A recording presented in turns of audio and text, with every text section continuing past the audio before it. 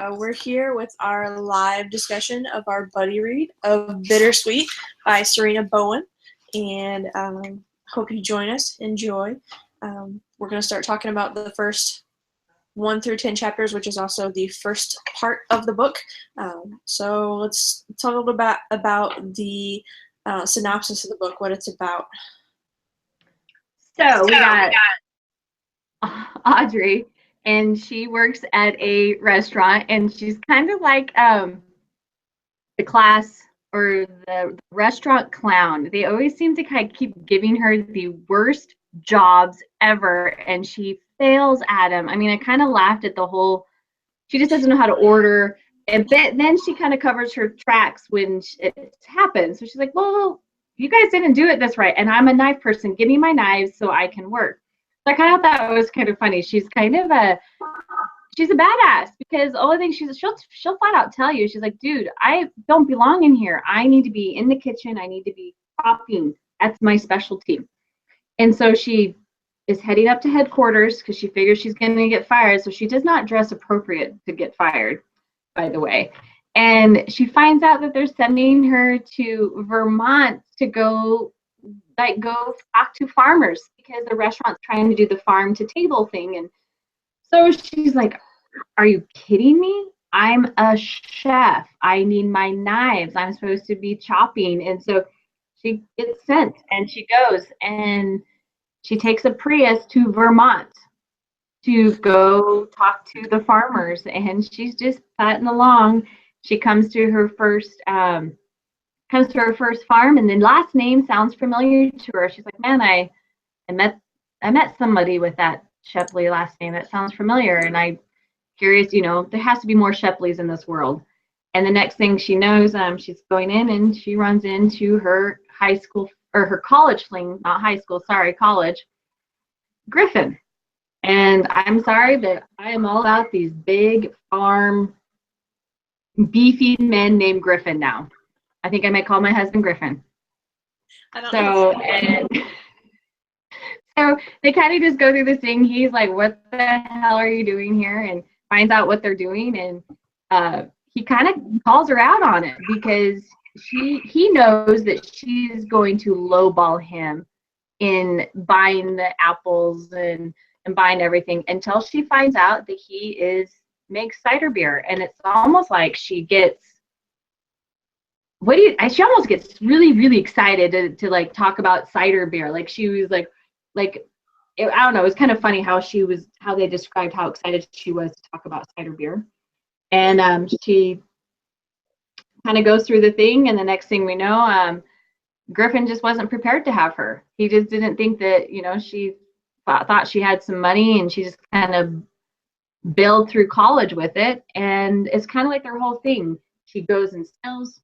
He's not going to buy into her thing.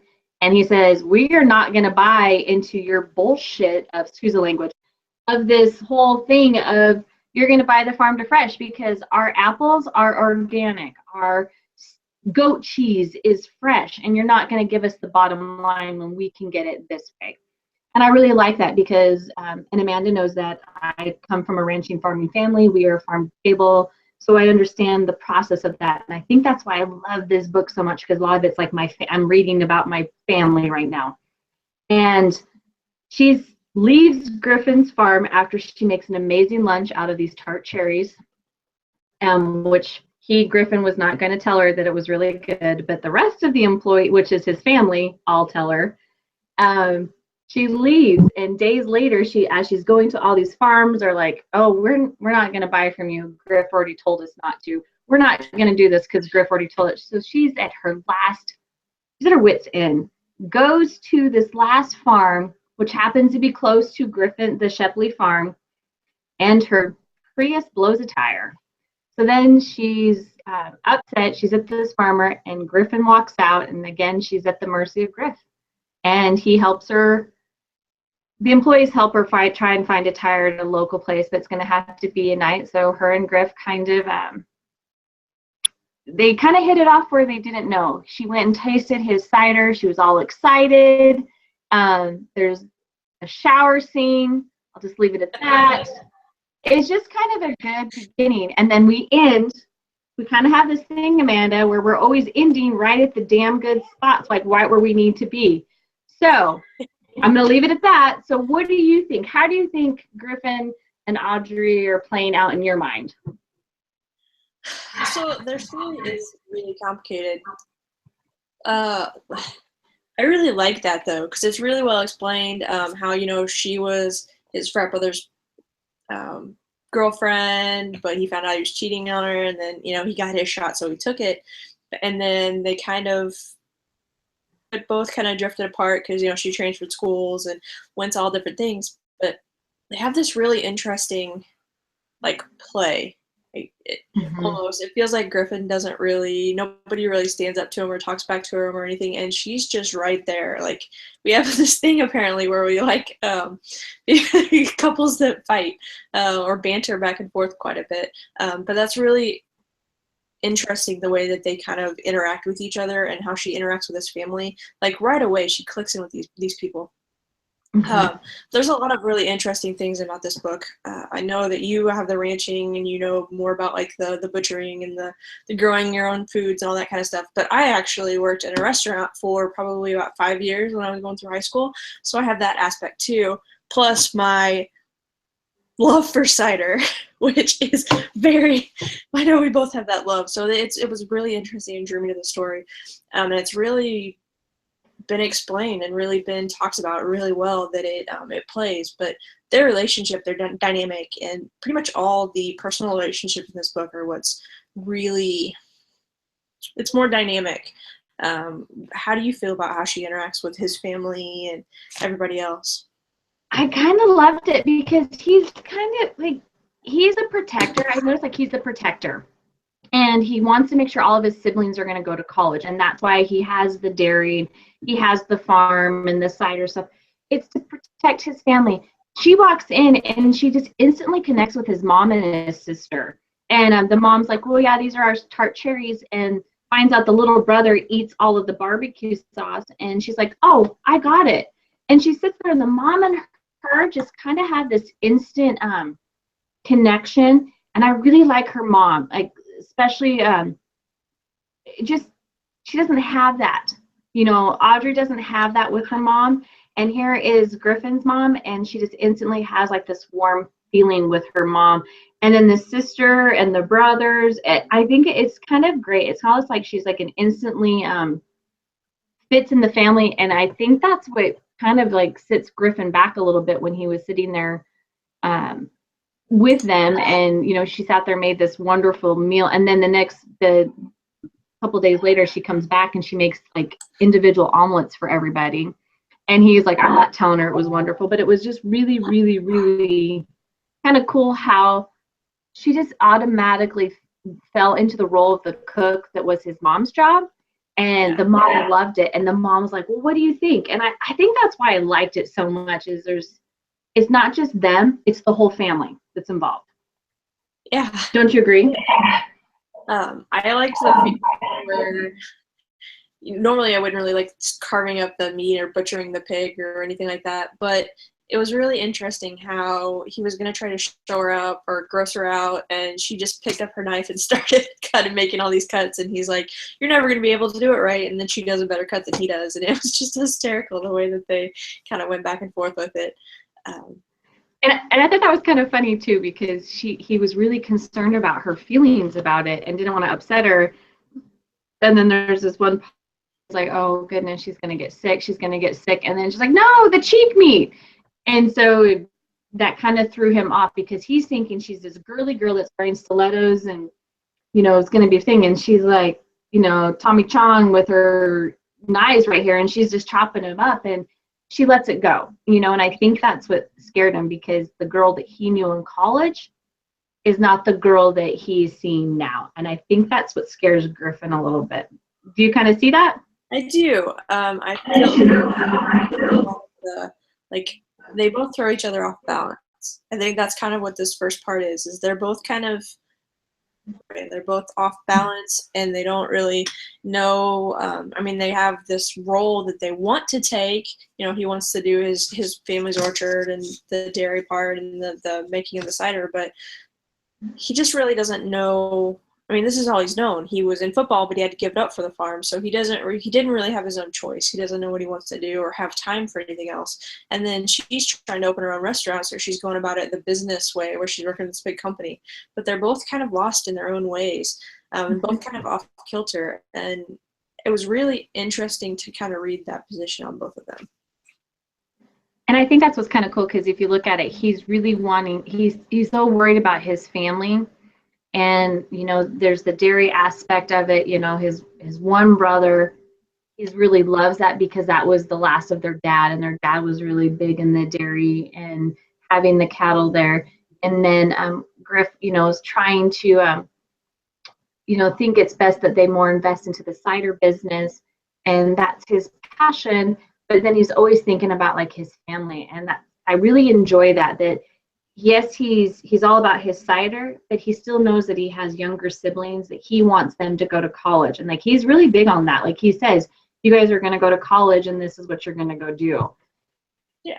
And then there are employees that are like, I like how they brought in, again, these are spoiler alerts. So if you haven't read the first 10 chapters, I do apologize. But the one employee that the sheriff brought out, you know, the kid had a troubled past, and he had drugs, and you know, he's been in jail, and the mom goes upstairs and comes down with clothes that she knows is going to fit him to make him feel welcome.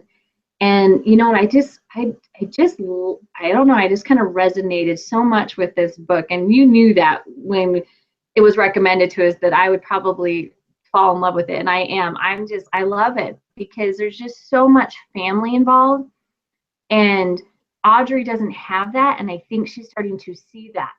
You know, there's more to what she didn't have.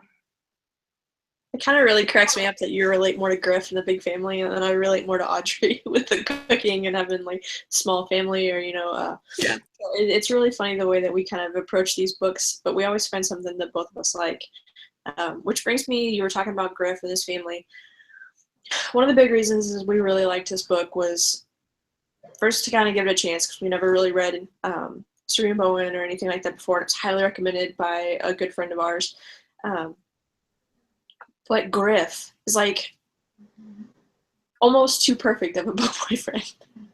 He's the big, gruff, man of little words, alpha, take care of everything, but not in that overpowering way. He's really sweet, and he's really protective, and he'll just take care of things for you. And you know, I really like those aspects. What do you think about Griff? What makes him your top book boyfriend? I think it's everything that you said, because he is like that growly alpha male, but it says in like short sentences. Like he can say what he wants to say with the look on his face and the few words that he needs to say. And so I have this picture of this, you know, lumberjack man in flannel. Sorry if you're against flannel, but I just see this man in Vermont, and I can just see it now. And I think that's why I like about him is that he's all about making sure everybody's taken care of. Yes, it's his business, but he does think about his employees. He thinks about his family.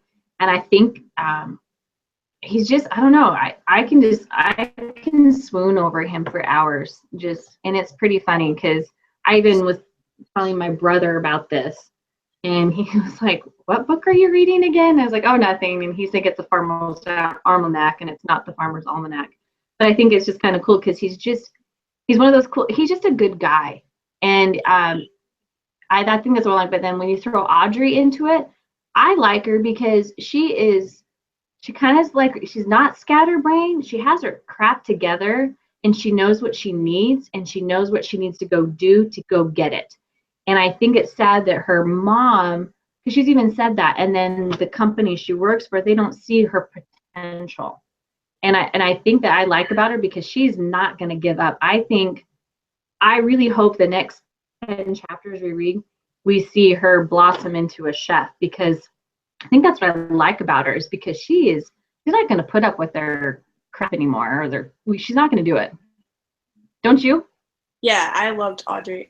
She was one of my favorite characters through the whole thing. I mean, she had that sassy, but she also knew, holy crap, I'm gonna get fired. Meh, I'll get another job. I'll figure something out, whatever. And then she takes on this task that she knows is gonna be crazy because big companies like that, even when I work for a small restaurant, they're still trying to nickel and dime everyone they can because it's a business. Mm-hmm. So she took on this almost impossible task of trying to get these organic produce from these people.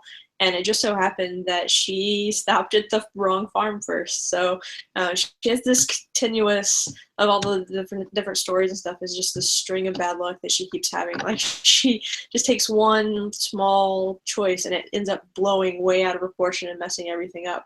And I know that. I've seen it in restaurants. I've seen, one person fall behind and the whole kitchen is messed up, or, all these catastrophic things that they talk about. It really reminded me of, the days back when I was in a kitchen. And then also just her attitude towards this, she's going to get her dream. She's going to make it herself. And it just, everything about Audrey really enthralled me in this story. And then you throw in Griffin too, and his family, and he so strongly believes about this organic and the ciders and things like that. It just really made for a really great story. And then you have the fantastic outdoor shower scene, which if you haven't read, you probably should. But it just made for a really great story. I was really, really, really excited and happy that we decided to make this our next buddy read.